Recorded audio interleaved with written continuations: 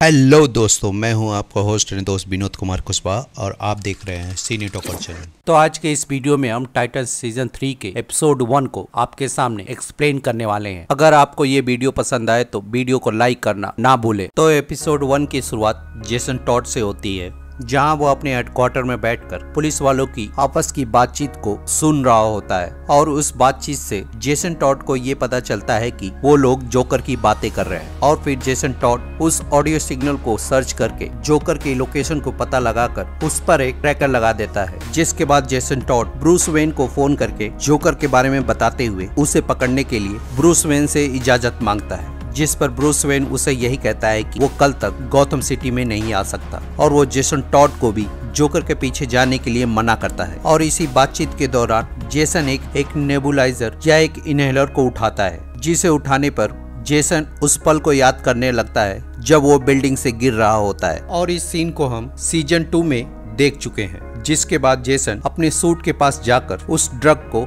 Inhale कर लेता है, जिसकी वजह से उसके आंखों में एक अलग सा ही स्पार्क होता है या उसे ताकत मिल जाती है। जिसके बाद फक जोकर कहकर वो उस लोकेशन पे पहुंच जाता है जहां पहुंचने के लिए बैटमैन ने मना किया होता है। और वहां पहुंचने के बाद एक पुलिस वाला जिसका चेहरा जोकर की तरह होता है और वह एक खंबे पे टंगा होता है और फिर बगल में रखे एक क्लाउन मशीन आवाज करने लगती है और फिर जेसन उसकी तरफ देखने लगता है और इसी का फायदा उठाते हुए जोकर वहां पे आकर जेसन टॉड को मार डालता है। और फिर कहानी सैन फ्रांसिस्को के डेटॉन के लैब में ले जाती है, जहां पर गिज़्मो किसी केमिकल कंपाउंड को चुरा कर ले जा रहा होता है। तभी नाइटविंग या डिक ग्रेसन एक एक करके उनके आदमियों को मारने लगता है और हम नीचे बीस्ट बॉय को गिज़्मो के आदमियों को मारते हुए देखते हैं। और इसी फाइट के दौरान वो अपने दूसरे रूप यानी शेर के रूप में आकर भी लोगों को मारता है। और फिर वो दौड़ते हुए सुपर बॉय और उसके डॉग के पास पहुंच जाता है, जहां सुपर बॉय बंदूक की गोलियों को रोकते हुए उन लोगों को बहुत तेज से धक्का देता है, जिसकी वजह से दीवार टूट जाती है। और फिर स्टार फायर अपने एक्सट्रीम फॉर्म में मशीन गन की गोलियों को रोकने के बाद गिज़्मो के आदमियों को मारती है। और इधर गिज़्मो अपने आदमी से डिक ग्रेसन को रोकने के लिए कहता है, लेकिन डिक ग्रेसन उसका भी काम तमाम कर देता है। और जिसके बाद गिज़्मो अपनी मिनी वैन से बाहर निकलकर डिक को मारने के लिए आता है, तो चारों के चारों टाइटंस वहां मौजूद होते हैं। जिसके बाद कॉर्नर या सुपर बॉय अपने डॉग से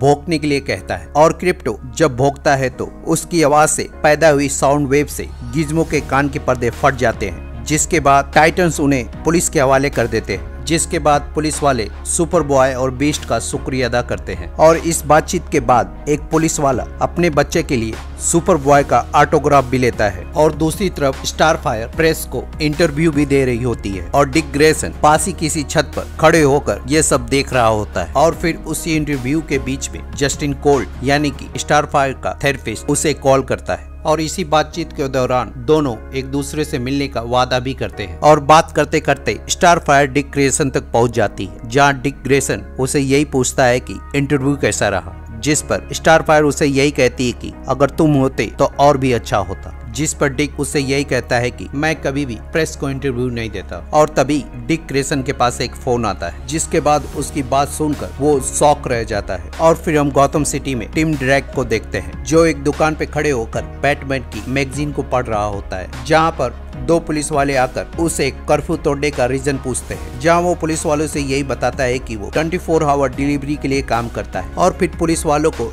डंपलिंग देकर उन्हें शांत करने की कोशिश करता है। और उनकी कन्वर्सेशन से हमें ये भी पता चलता है कि टिम बैटमैन का बहुत बड़ा फैन है, लेकिन पुलिस वाले बैटमैन को सोशियोपैथ के अलावा कुछ और नहीं समझते। जिसके बाद पुलिस वाले उस चीज को लेकर और टिम को घर जाने की एडवाइस देकर वहां से चले जाते हैं। और जब वो घर पहुंचता है तो हमें पता चलता है कि टिम और उसके माता पिता एक रेस्टोरेंट में काम करते हैं, जहां खाने की टेबल पे उसका भाई उसे कुछ पैसे भी देता है। और तभी टीवी पे न्यूज फ्लैश होती है कि जेसन टॉड को जोकर ने मार दिया है। और फिर हम डिक ग्रेसन को बहुत सालों के बाद अपने घर पे वापस आते हुए देखते हैं। और फिर घर के अंदर जाते हुए वो ब्रूस को आवाज भी देता है, लेकिन ब्रूस उसका कोई रिप्लाई नहीं करता। और जब वो अपने रूम में जाता है तो फ्लाइंग ग्रेसन के पोस्टर के साथ साथ एक केमिस्ट्री की बुक भी देखता है। और फिर घड़ी की सुइयों को 12 o'clock पे सेट करके सीक्रेट दरवाजे को खोलता है और हमें पता चलता है कि ये पूरी जगह बैटमैन का हेडक्वार्टर है, जहाँ बैटमैन या ब्रूस एक जगह बैठकर खून साफ कर रहा होता है। और फिर डिक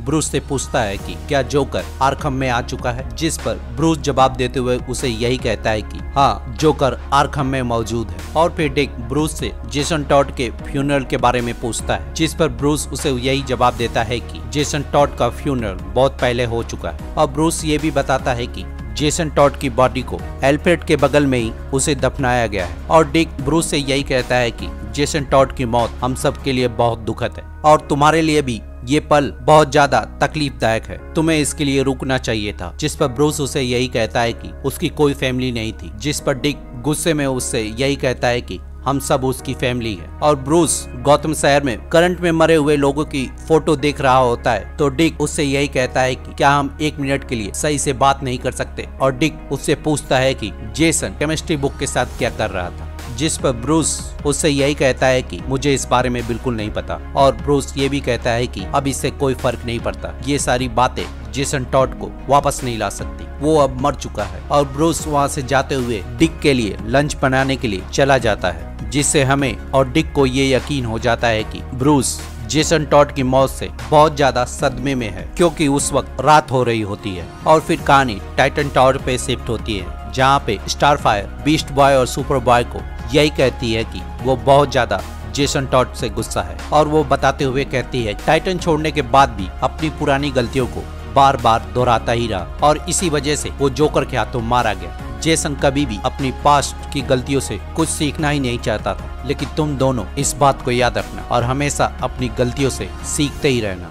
जहाँ तीनों के तीनों जेसन टॉड के मरने से बहुत ज्यादा दुखी है। और फिर इधर डिक ग्रेश बारबरा गॉर्डन से मिलने के लिए उसके पास जाता है, जहाँ दोनों एक दूसरे से मुलाकात करने के बाद डिक उसे बताता है कि जेसन के पास मुझे एक केमिस्ट्री बुक मिली और वो कभी भी किताबें पढ़ने में इंटरेस्टेड नहीं रहा है। जिसका जवाब देते हुए बारबरा उससे यही कहती है कि अगर तुम इसमें कोई भी सुराग ढूंढ रहे हो तो इसमें ऐसा कुछ नहीं है। और वो जोकर को ढूंढने के लिए इसीलिए गया क्योंकि वो अपने आप को प्रूफ करना चाहता था और जोकर के हाथों मारा गया। बस यही कहानी है। और डिक ब्रूस के बारे में पूछते हुए उससे यही पूछता है कि क्या तुमने ब्रूस से बात की है, क्योंकि जब मैं उससे मिला तो वो बहुत अजीब बिहेव कर रहा था। जिस पर बारबरा उसे कहती है कि ब्रूस हमेशा अजीब ही बिहेव करता है। और बारबरा गॉर्डन डिक से कहती है कि ब्रूस वेन बहुत ही ज्यादा अजीब इंसान है और इसी वजह से वो अभी तक बैटमैन के रोल को निभा पा रहा है। और इस बात को साबित करने के लिए वो डिक से बताती है कि ब्रूस ने आज तक मेरे पिता के मौत के बारे में एक भी बार बात नहीं की है और ब्रूस का बिहेवियर हमेशा अजीब ही रहता है जब भी उसका कोई करीबी उसका साथ छोड़ के चला जाता है। और डिक बारबरा से ब्रूस वेन से मिलने की रिक्वेस्ट करता है और बताता है कि ब्रूस की हालत पहले से बहुत ज्यादा अलग है। और डिक के बार बार रिक्वेस्ट करने पे बारबरा गॉर्डन ब्रूस से मिलने के लिए राजी हो जाती है। और फिर बारबरा गॉर्डन अपने वादे के मुताबिक ब्रूस वेन से मिलने के लिए उसके घर पे आकर बातचीत करने लगती है। और इसी बातचीत के दौरान बैटमैन उससे गौतम शहर में हो रहे मर्डर के बारे में पूछता है, जिस पर बारबरा गॉर्डन उससे यही कहती है कि तुम एक पल के लिए भी इस चीज को अलग नहीं रख सकते। और उसे ये भी कहती है कि मुझे अभी तक इन मर्डर्स के बारे में कोई भी क्लू नहीं मिला है और जब मुझे तुम्हारी जरूरत होगी तो मैं बैट सिग्नल ऑन कर दूंगी। जिस पर ब्रूस उससे यही कहता है कि मेरे और तुम्हारे फादर के बीच इस जंग को लड़ते वक्त अच्छे कम्युनिकेशन थे। जिस पर बारबरा उससे यही कहती है कि इस चीज को वार का नाम देने पर हम उन सारी मौतों को सही नहीं कह सकते। जिस पर ब्रूस बारबरा से यही कहता है कि तुम्हारे पिता को मालूम था कि इस जंग को लड़ने के लिए हमें सेक्रीफाइस करने होंगे। जिस पर बारबरा उससे यही कहती है कि मेरे पिता को मिस्टर फ्रीज ने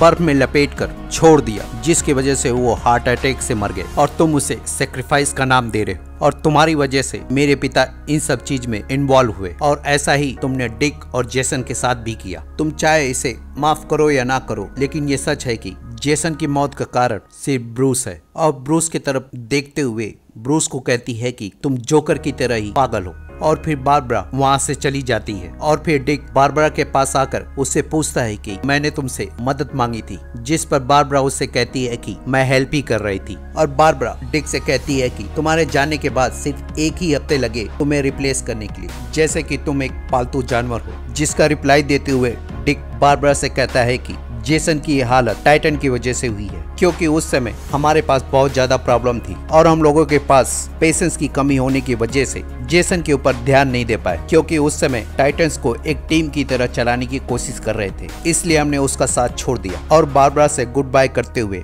डिक उससे यही कहता है कि मैं यहाँ से तब तक नहीं जाऊंगा जब तक मैं जेसन की मौत के पीछे की मिस्ट्री को सॉल्व नहीं कर देता। और फिर रूम की छानबीन करने के बाद डिक को एक जगह का लोकेशन मिलता है, जहाँ वो पहुंचकर देखता है तो वहाँ पे एक तरह की लैब मिलता है। और फिर वहाँ से कुछ सैंपल लेकर निकलने ही वाला होता है, तभी वहाँ पे एक आदमी आ जाता है, जिसके बाद डिक उसका हाथ तोड़ के बैटमैन के हेडक्वार्टर में आ जाता है। और जब वो सैंपल चेक करता है तो उसके बारे में उसे कुछ पता नहीं चलता। और तभी कंप्यूटर पे बैटमैन का मैसेज आता है, जिसे डिक पासवर्ड डाल के खोल लेता है। उसे खोलने के बाद डिक को कुछ लड़के लड़कियों की तस्वीरें दिखती है। और बैटमैन के आने के बाद जब वो उस बारे में पूछता है तो बैटमैन उसे यही बताता है कि ये सभी लोग जेसन टॉड के रिप्लेसमेंट के तौर पे सेलेक्ट किए गए हैं। और ब्रूस की बात सुनकर डिक भड़क जाता है, जिसके बाद डिक ब्रूस को बताता है कि जेसन ड्रग को बना रहा था या फिर उसे वो यूज कर रहा था। और ब्रूस डिक से यही कहता है कि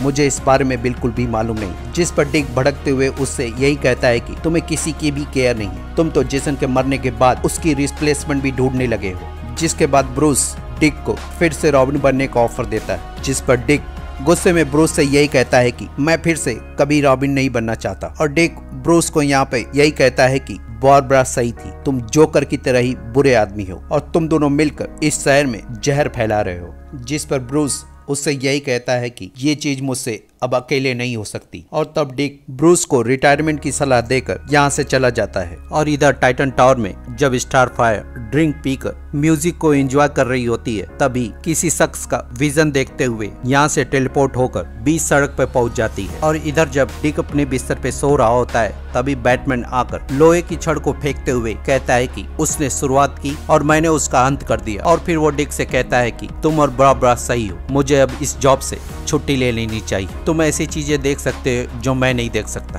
तुमने मुझसे पहले देखा कि जेसन मुश्किल में था और वो किसी चीज में इन्वॉल्व था, क्योंकि तुम मुझसे ज्यादा लोगों की केयर करते हो। और अब ये सिटी तुम्हारी हुई और तुम्हें इसे बचाना होगा और तुम वो करो जो मैं नहीं कर सका। और ये एपिसोड यहीं पे खत्म हो जाता है और हमारे सामने कई सारे सवाल छोड़ के चला जाता है, जैसे कि बैटमैन किसको मारने की बात कर रहा था और क्या डिक ग्रेसन बैटमैन की जगह लेगा। तो इन सारे सवालों का जवाब हम नेक्स्ट एपिसोड में ढूंढेंगे। तो इस वीडियो में इतना ही, मिलते हैं किसी नेक्स्ट वीडियो में, तब तक के लिए शुक्रिया।